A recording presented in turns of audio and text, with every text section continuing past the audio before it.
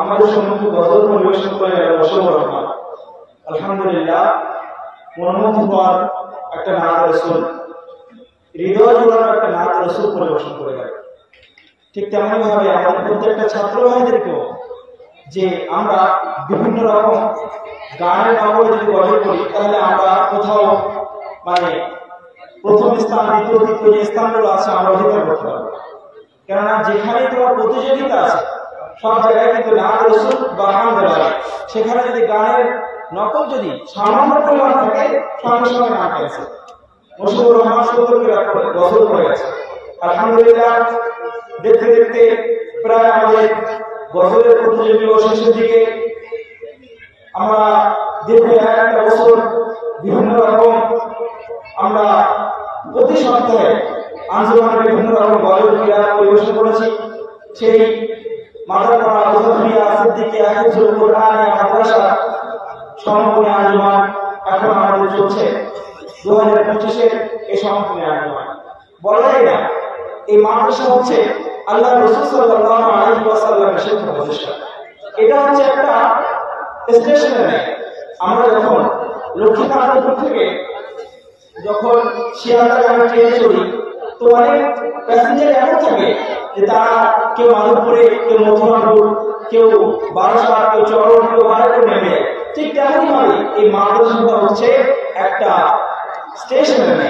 এখানে কত সাথে আসবে, আবার এখান থেকে বিদায় নিয়ে চলে যাবে। ওই জন্য আমরা যেখানে যাব সেখানে কিছু একটা ভালো জিনিস দেওয়ার চেষ্টা করব। যেমন এই যে 2025-এর যে সমস্ত ছাত্র ভাইয়েরা এখান থেকে পালিয়ে নিয়ে চলে যাবে, বলা যায় না। আমরা চাই সেই সমস্ত ছাত্র ভাইয়েরা আবার আমাদের মাঝে ফিরে আসুক। তারপরে অনেক সাথে আছে তারা বিভিন্ন জায়গায় চলে যাবে, তো আমরা দোয়া করি তারাও যেখানে যাবে সেখানে যেন তাদের জন্য তাদের কিছু দিয়ে আসতে পারে।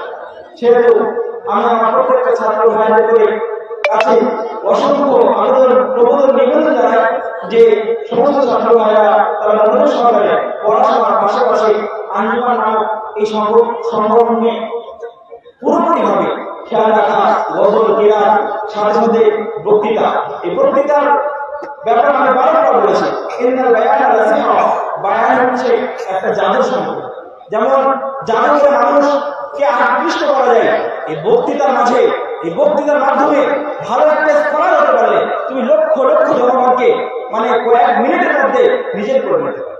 যেমন আমরা দেখতে পাই আসাদুল জলিসিকে, যিনি মীর পাঠিয়ে হায়দ্রাবাদে যাবেন, তাকে যদি কোনো প্রোগ্রামে 10টা সেকেন্ড 10টা মিনিট যদি দেওয়া যায়, 10টা মিনিটে তিনি এমন বড় বক্তব্য রাখে যে 10টা মিনিটে মানুষ যদি বলে ওঠো, তো সঙ্গে সঙ্গে দাঁড়িয়ে যায় আর বলতে বললো সঙ্গে সঙ্গে বসে।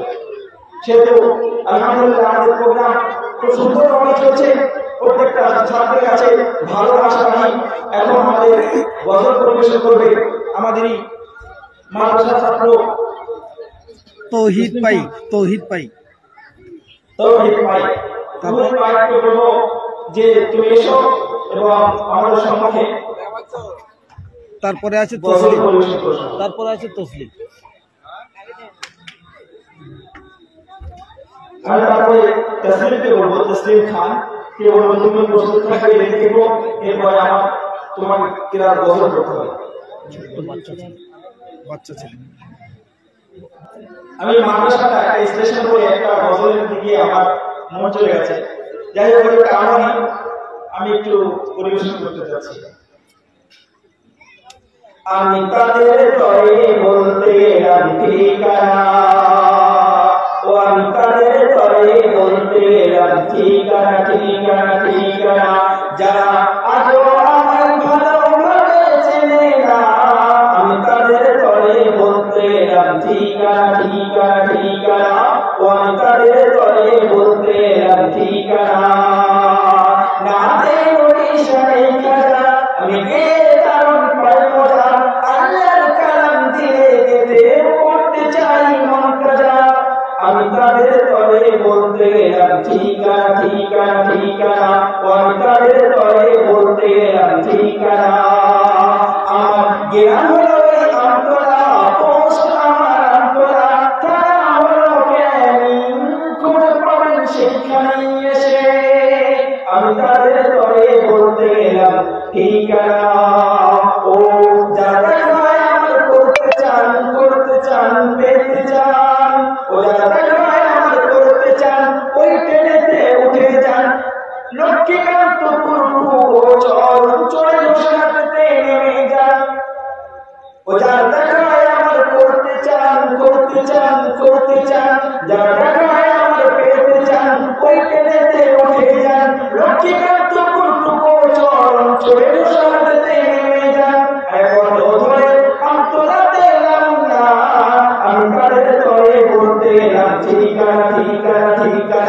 আমি তাদের পরে বলতে ঠিকানা।